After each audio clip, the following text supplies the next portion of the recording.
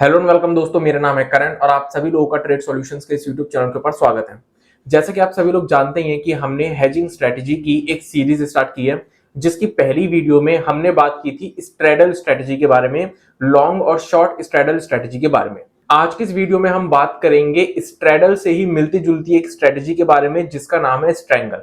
आज की इस वीडियो में हम ये देखेंगे कि लॉन्ग और शॉर्ट स्ट्रैंगल क्या होती है, इसके फायदे और नुकसान क्या है, कैसे क्रिएट की जाती है, ब्रेक इवन लेवल कैसे फाइंड आउट किया जाए, और भी कई चीजें हम इस स्ट्रेटेजी के बारे में आज की इस वीडियो में डिटेल में समझेंगे। लेकिन मैं एक चीज आप लोगों को यह बता दूं कि जो हमने स्ट्रेडल स्ट्रेटेजी समझी थी, स्ट्रैंगल स्ट्रेटेजी भी सेम टू सेम उसी की तरह ही है, बस थोड़ा बहुत चेंज है स्ट्रैंगल स्ट्रेटेजी के अंदर। अदरवाइज स्ट्रैंगल जो है वो स्ट्रेडल की तरह ही है। जब मैं वीडियो में आप लोगों को आगे चल के स्ट्रैंगल स्ट्रेटजी के बारे में हर एक चीज एक एक करके समझाऊंगा, तब आप लोगों को ये चीज रियलाइज होगी कि स्ट्रेडल के अंदर हमने जितनी भी चीजें समझी थी, सेम टू सेम वही चीजें स्ट्रैंगल के अंदर भी है। तो जो इंसान स्ट्रेडल को समझ गया, जिस इंसान को स्ट्रेडल समझ में आ गई, उसको स्ट्रैंगल बहुत इजीली समझ में आ जाएगी। तो चलिए फिर स्टार्ट करते हैं आज की इस वीडियो को। सबसे पहले मैं बात करता हूं कि स्ट्रैंगल होती कितने तरीके की है। तो स्ट्रैंगल जो होती है वो दो तरीके की होती है, जैसे स्ट्रेडल दो तरीके की होती है। एक होती है लॉन्ग स्ट्रैंगल और एक होती है शॉर्ट स्ट्रैंगल। तो सबसे पहले हम व्यू समझते हैं कि लॉन्ग स्ट्रैंगल और शॉर्ट स्ट्रैंगल को हम क्यों बनाते हैं। तो लॉन्ग स्ट्रैंगल की अगर मैं बात करूं, तो लॉन्ग स्ट्रैंगल बेसिकली तब बनाई जाती है जब हमें मार्केट के अंदर लगता है कि मार्केट के अंदर किसी एक साइड एक बहुत बड़ी मूव हमें देखने को मिल सकती है, लेकिन हमें ये नहीं पता होता कि वो मूव किस साइड आएगी। वहीं दूसरी तरफ अगर हम शॉर्ट स्ट्रैंगल की बात करें, तो शॉर्ट स्ट्रैंगल बनाने का पीछे जो हमारा व्यू होता है वो क्या होता है कि जब हमें मार्केट के अंदर लगता है कि मार्केट जो है वो एक छोटी सी रेंज के अंदर ही ट्रेड करती रहेगी, एक छोटी सी रेंज के अंदर ही एक्सपायर हो जाएगी, कोई बड़ी मूवमेंट नहीं दिखाएगी, तब हम क्या करते हैं, हम शॉर्ट स्ट्रैंगल क्रिएट करते हैं।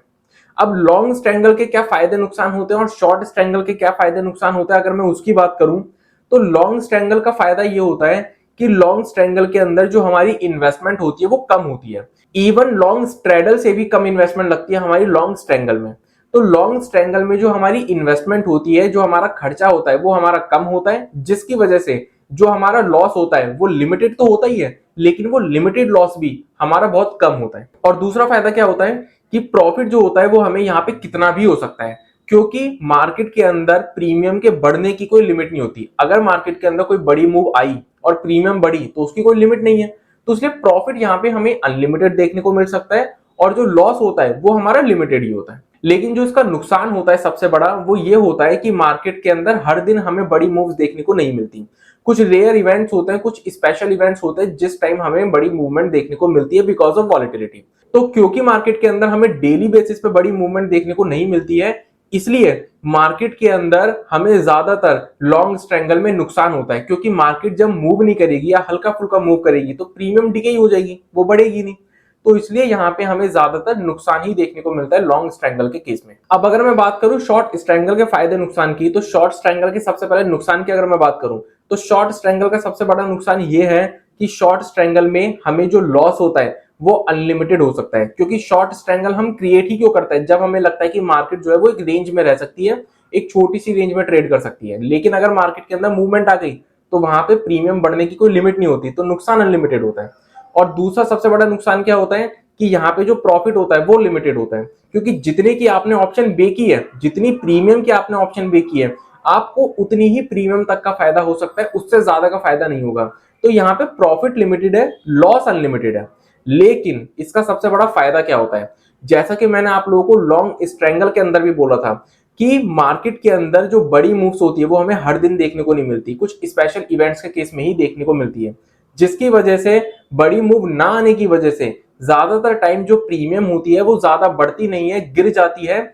इसलिए शॉर्ट स्ट्रैंगल के अंदर ज्यादातर हमें फायदा ही देखने को मिलता है, नुकसान किसी किसी सिचुएशन में देखने को मिलता है। अदरवाइज हमें इसमें फायदा ही देखने को मिलता है, क्योंकि मार्केट के अंदर बड़ी मूव्स डेली बेसिस पे नहीं आती। तो ये तो हमने समझा कि लॉन्ग स्ट्रैंगल और शॉर्ट स्ट्रैंगल को बनाने के पीछे हमारा क्या व्यू होता है और लॉन्ग स्ट्रैंगल और शॉर्ट स्ट्रैंगल के क्या फायदे और क्या नुकसान होते हैं।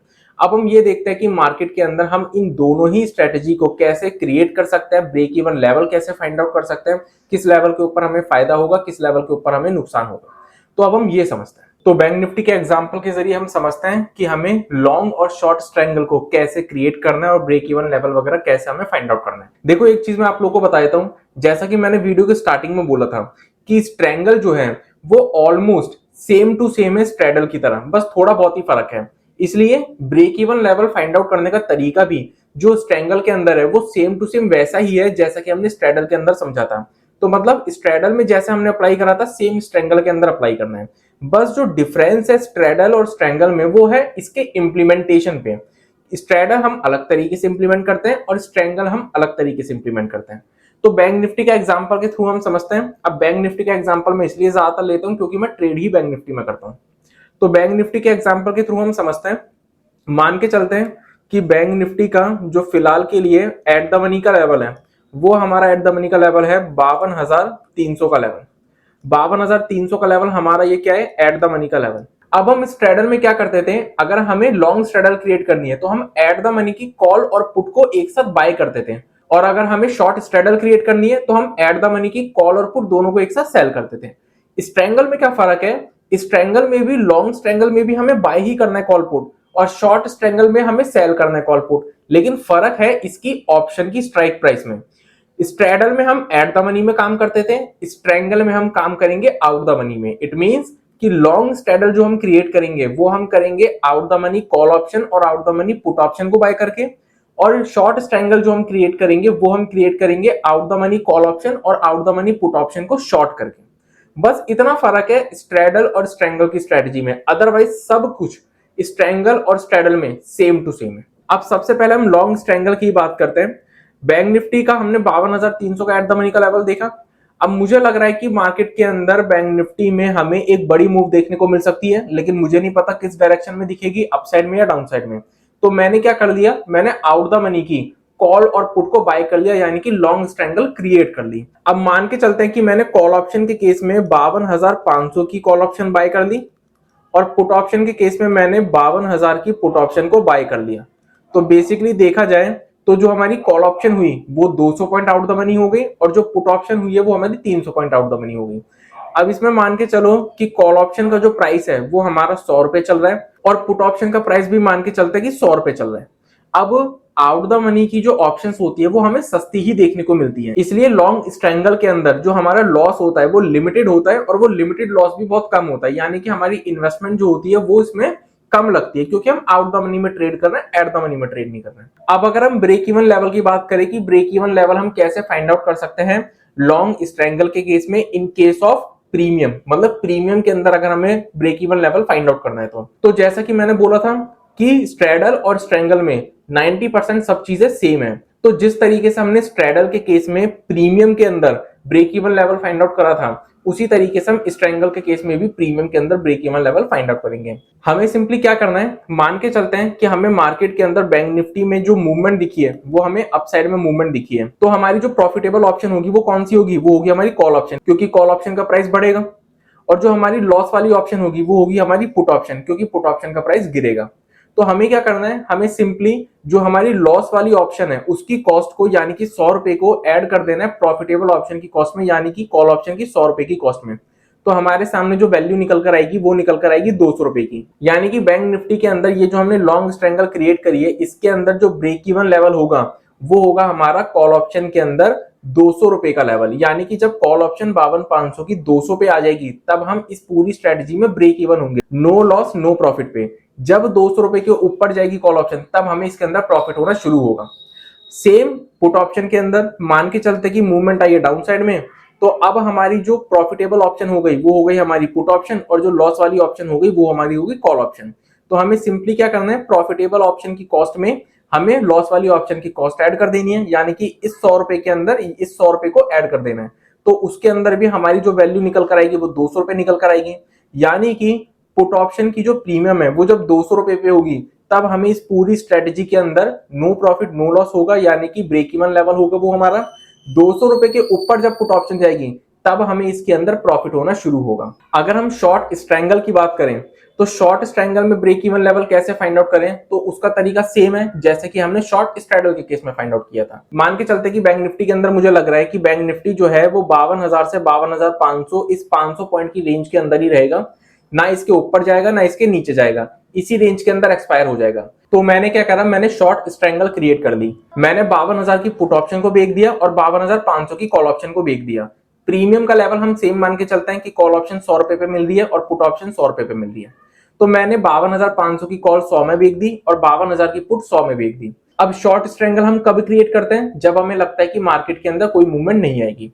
लेकिन मान के चलो कि मार्केट के अंदर मूवमेंट आ गई, बैंक निफ्टी के अंदर मूवमेंट आ गई अपसाइड में, तो ऑब्वियस सी बात है मूवमेंट आएगी और कोई एक लेवल ब्रेक होगा तो हमें लॉस होगा।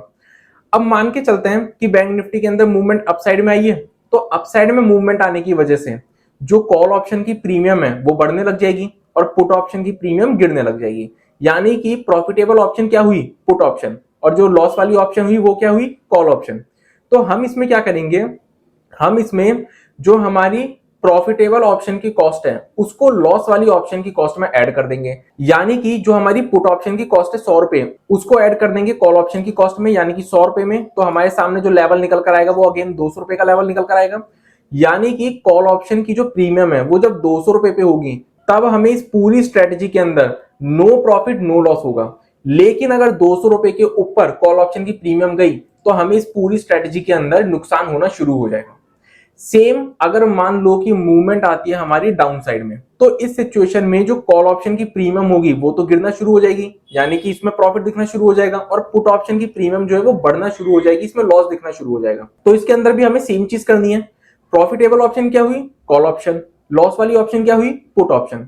तो हम क्या करेंगे, जो प्रॉफिटेबल ऑप्शन है यानी कि 100 रुपए, उसको लॉस वाली ऑप्शन की कॉस्ट में ऐड कर देंगे। तो अगेन जो हमारे सामने लेवल निकल कर आएगा वो 200 का लेवल निकल कर आएगा। यानी कि जो पुट ऑप्शन है उसकी प्रीमियम जब 200 रुपए पे होगी तब हमें इस पूरी स्ट्रेटेजी के अंदर नो प्रॉफिट नो लॉस होगा। लेकिन अगर 200 रुपए के ऊपर पुट ऑप्शन की प्रीमियम निकली तो हमें इस पूरी शॉर्ट स्ट्रेंगल के अंदर नुकसान होना शुरू हो जाएगा।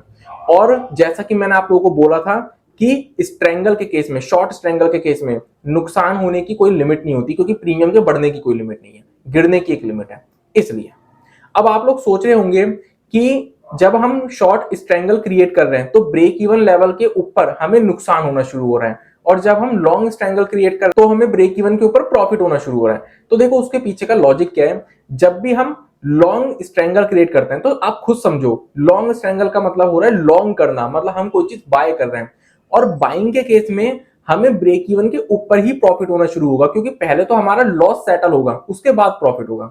लेकिन जब हम बात करते हैं शॉर्ट स्ट्रेंगल तो हम वहां पे शॉर्ट कर रहे हैं, और शॉर्ट करने का मतलब है कि हमने कोई एक चीज बेची है, अब जब हम बेच रहे हैं इट मींस कि वो जब गिरेगी तब हमें प्रॉफिट होगा, बढ़ने पे थोड़ा प्रॉफिट होगा।